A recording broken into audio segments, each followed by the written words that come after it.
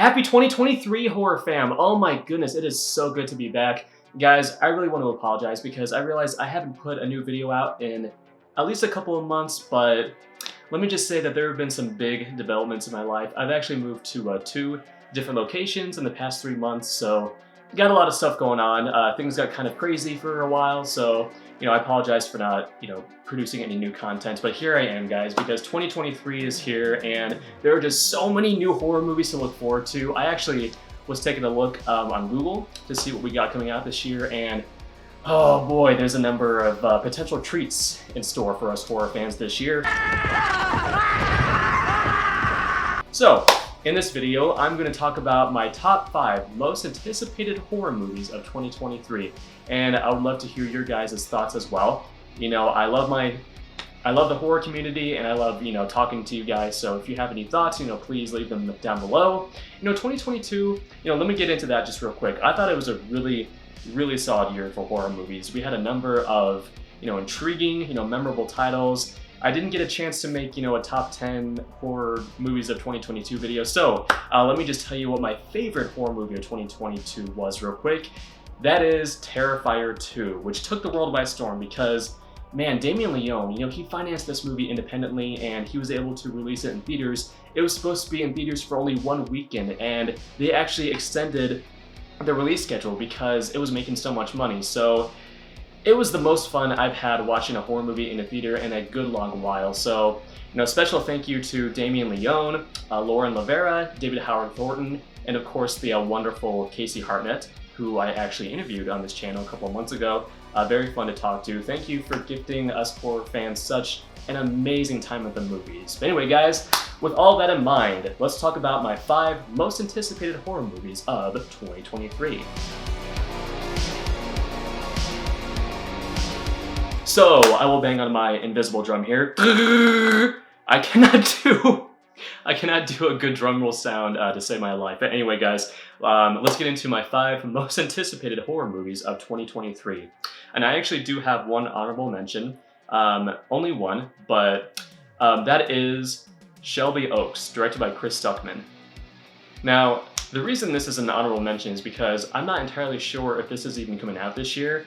I've been watching all of Chris's updates, and he said he almost has a final edit in place, so I'm hoping it comes out this year because Chris is an individual I've been admiring for a very long time. You can tell he's just a very passionate individual, and he's always wanted to get into filmmaking, so this is his directorial debut, and the subject matter is actually really fascinating. It's based on a true story, or it's based on true events. It's about this woman who, is convinced that this demon she saw in her childhood is real, and it's based on an actual, internet, phenomenon. So I'm definitely intrigued, and Chris got the chance to work with some renowned actors. I mean, Keith David is in this movie. I mean, the great Keith David. I mean, that's just got to be so exciting for him. So, and if I remember correctly, this made more money than any other independently funded horror movie on Kickstarter. This movie's budget ended up being over $1 million, so I can't wait to see what he can do with it. And support indie filmmaking. I mean, Chris is definitely someone to support. He seems like a phenomenal guy, and I can't wait to see Shelby Oaks. It's sure to be a very exciting film. So the next horror film on my list is Scream 6, directed by Matt Bettinelli-Olpin and Tyler Gillette. And I actually just rewatched the teaser, right before filming this video, and I do have one concern about this movie, and that's why it's on the bottom of my list. The last Scream came out in early 2022, and I'm always a little weary of, I'm always a little wary of sequels that are released so soon after their predecessors.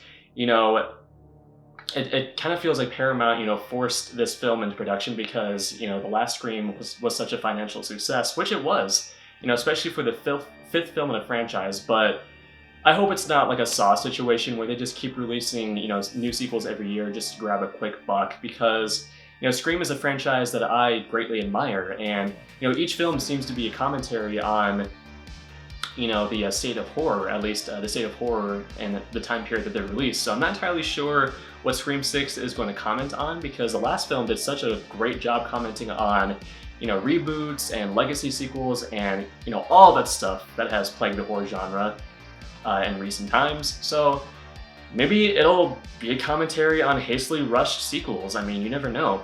If I do have any predictions, I will say, watching the teaser trailer, you have many of the main characters from, the last Scream, in one location. They're all on this subway, which, by the way, it's a pretty eerie teaser trailer. And, oh my god, I just have to say, there's a character in this trailer who was wearing the same werewolf mask that I use in my Werewolf by Night video. It's the same exact mask, so I got really excited when I saw that. That was so cool. I've owned that Halloween mask for years now, and I can't believe it's actually showing up in a feature film. Anyway, so you have Jenna Ortega, you have Melissa Barrera, you have the friend character, I can't remember the actress's name, but my guess is that one of them is going to die in this sequence because, it's tradition for, popular Scream character to die. And yeah, if I were to guess, it's either going to be Jenna Ortega or Melissa Barrera. That would definitely start things on a shocking note. I'm not even sure if this is the opening sequence, it may not be, but that would be my guess.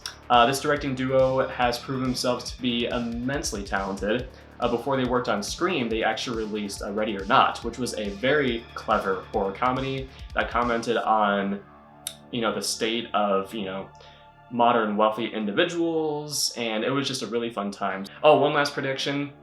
Potential spoiler alert, I guess, if you haven't seen, Scream 2022. I'm guessing Matthew Lillard might come back as Stu, even as a hallucination, because we got Ski Ulrich, as a hallucination in the last Scream movie. So yeah, that's my guess. Just keep bringing back, all these legacy characters, and yeah, it'll tickle us horror fans' fancy. All right, so the next film on my list is Maxine, directed by Ty West. I greatly enjoyed both X and Pearl. They were both very, very different films. X was obviously a throwback to, the gritty, grindhouse features of the 70s, like the Texas Chainsaw Massacre and, disturbing, stuff like that. Pearl felt like a Technicolor film out of the 30s or 40s.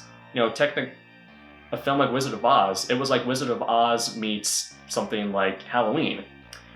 And Mia Goth gave a tremendous performance. Actually, she is just giving it her all in this franchise. She is incredible in all of these films. She's played multiple characters, and, in Maxine, from what I understand, she's playing, the character she played in X, the girl who wants to become a professional actress, and apparently, in this film, she's going to move to Los Angeles because she, wants to get into acting, but she ends up in the porn industry. So this next one could very well be, Boogie Nights meets Halloween, which I find honestly very fascinating. And just the fact that Ty West made Pearl in secret, that he made this critically acclaimed horror film, and he also had like another one ready to go right up his sleeve. That's just something really to be commended. He's a very talented filmmaker. And Mia Goth, I can't believe she's probably not going to get any attention from the Academy Awards, but she should, because I'd be hard-pressed to find a more impressive performance from 2022. She just did a phenomenal job in both of those films. But anyway, greatly excited to see Maxine. The next film on my list. Okay, this is a fun one, guys. It's Renfield, directed by Chris McKay. Okay, so casting Nicolas Cage as Dracula is a masterstroke. I am just so excited to see this film for that very reason, because I've looked at pictures online, and there's one picture where you see Nicolas Cage wearing like a Buddy Holly t-shirt, and he also has like these leopard pants on, like these leopard pajama bottoms, and oh my god, it just looks like it's going to be such a fun ride. I mean, it's obviously going to be more of a horror comedy, but it still counts. And the premise, Renfield, is just tired of being a henchman, so he decides to go out into the world and, live his own life, and he ends up falling in love with Awkwafina, which, okay, I mean, Awkwafina, this is definitely going to be, comedy, but, just the fact alone that we're getting Nicolas Cage as Dracula, which, by the way, I am a very big Dracula fan. I actually have one more film on this list that is related to Dracula, and, let me just say this. I really want to see Nicolas Cage as Dracula in Marvel's Blade reboot. I know that they're probably going to cast a more serious actor. I heard Anthony Starr, aka Homelander, might be playing Dracula in Marvel's Blade reboot. But just imagine how amazing it would be if Nicolas Cage's Dracula showed up in the Blade reboot, just ready to create all sorts of chaos. And, you know, if he... oh man. Just Nicolas Cage as Dracula. You know what, you know, Children of the Night, you know what music they make, you know, I don't drink wine. I don't like wine, you know, especially, you know, wine that, you know, was made, you know, by winemakers. Yeah. What more can you say? You know, for that very reason, I'm very excited to see Renfield. The next film on my list is one that I didn't have much interest for initially, but it's definitely got my attention in recent months, and that is Evil Dead Rise, directed by Lee Cronin. Now, the reason I wasn't very interested in this film initially was because it was originally supposed to be released on HBO Max. It was going to be a direct-to-streaming feature, but I guess the studio was so impressed with, you know, what they saw that they decided to release it in theaters, and that's a very, very good sign. I mean, this film must be pretty amazing, you know, for it to make that kind of leap. So I'm definitely curious. Apparently, you know, it was produced by, I don't think Sam Raimi himself is attached to this film, but his production company, Ghost House Picture, is, and he gave the director Lee Cronin some advice. So, you know, it's exciting. It's exciting knowing that Sam Raimi had at least a little bit of input on this movie. I don't think it's gonna be related. I don't think it's gonna be related at all to the Evil Dead reboot we got back in 2013. I think this is definitely gonna be a hard reboot. It's probably gonna be its own thing. Apparently, it's set in Los Angeles, so it'll be the first time we see an Evil Dead movie, you know, set in a big city. Although I hope it doesn't go the Hellraiser 3 option, which was not very good. I wasn't too impressed with Hellraiser 3 or Jason Takes Manhattan, so hopefully it's not like those films, because those films kind of stink, to be honest.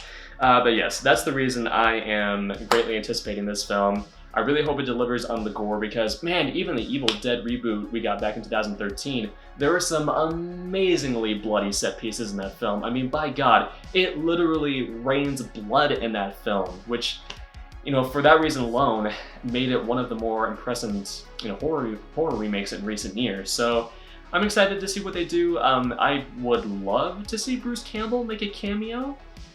I mean, Bruce Campbell made a cameo in Doctor Strange in the Multiverse of Madness, a very funny cameo, so they could probably work him in somehow. I mean, the Evil Dead we got in 2013 worked Bruce Campbell in. He actually had a post-credits cameo, so bring him back, guys. I mean, it's the chin. It's Bruce Campbell. You know, we all love him.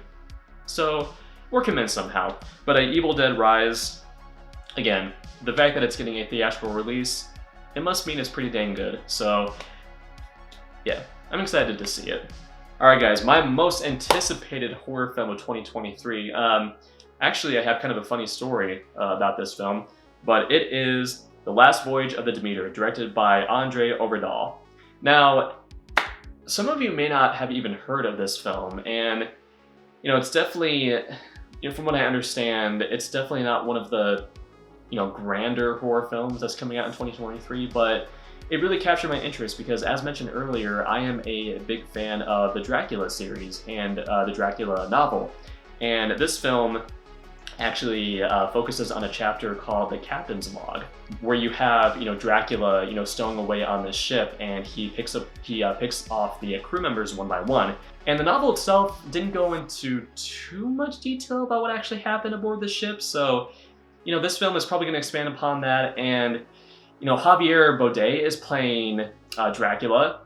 Great choice. He definitely has the build for it. Javier Bodet is a recognizable name in the horror community. He played Slender Man. He played the Crooked Man in, you know, The Conjuring. He played Mama in the 2013 film Mama. So I'm guessing they're going to go the Nosferatu route, where Dracula is probably going to look very, you know, animalistic, and he's going to have these long limbs, and he's probably going to have a very, very scary design. So I can't wait to see what they do with that. Also, the director, Andre Overdahl, he's made a number of good horror films like over the years. Scary Stories to Tell in the Dark was actually a pretty decent adaptation.